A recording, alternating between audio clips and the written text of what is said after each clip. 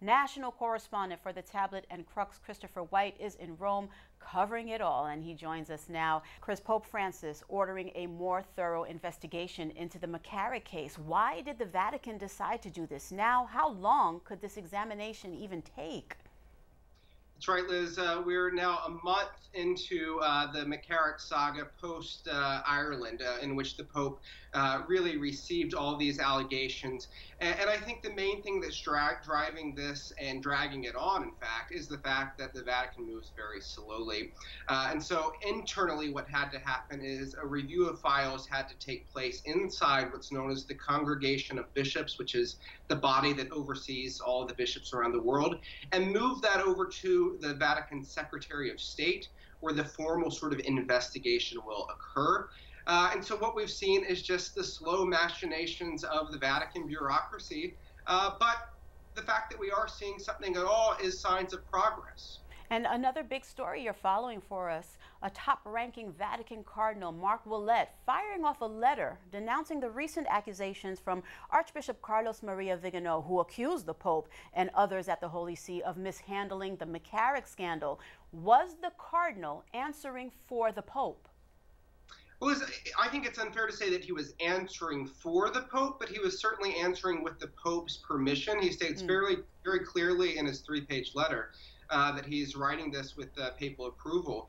And I think because this cardinal himself, Cardinal Willett, was under fire from Vigano, he felt personally attacked and wanted to respond not only to clear his name, but to clear the office of all the bishops that he represents, and of course the Pope himself, who is his boss. Well, Christopher, as we've mentioned, this youth summit is being held against the backdrop of the global clergy abuse crisis. It's been almost a week since the Synod began, though. How have the world's bishops handled the topic so far?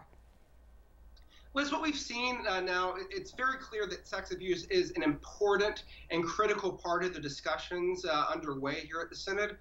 Now, the question isn't, will sex abuse be addressed? That's very clear that it will be. The question is how much? How much is it front and center in the final document? And so there are some bishops that think that it really should take a substantial portion of this final document's attention, and others say, it can't overshadow the entire outcome document itself. Today you got a look at the first reports from the Synod working groups. What themes have emerged from all that? Well, Liz, sex abuse is number one among them. I mean, it's certainly one major theme, but it's not the only theme. But these working documents did provide sort of an X-ray of the other types of conversations that are being had. And a major theme is migration.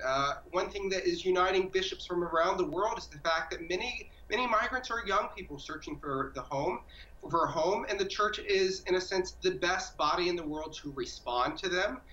We're talking about technology. Bishops are recognizing the fact that it's a critical part of engaging with young people, and they're asking themselves how they can better use it. So in fact, one of the groups said, each week during the Synod, we not only need to release a report that's full of words, but we need to release pictures. And so I think that's a very practical way that we're seeing the bishops talk about this. And then, of course, issues of sex as well, how the church can bring young people to a better understanding of its teachings. All right, Christopher, what more can we expect in the coming days and the time we have left? Well, we're going to have more discussions. We're going to see the bishops take these working group discussions and try to draft some sort of outcome document. So we'll probably have a draft document in about another week, and then this will all sort of reach a crescendo in a final document that then the Pope will take and take into consideration and eventually lead into his own document, likely known as an apostolic exhortation, on how the church engages young people. All right, Chris, thank you. Great report from you as always. Thanks, Liz.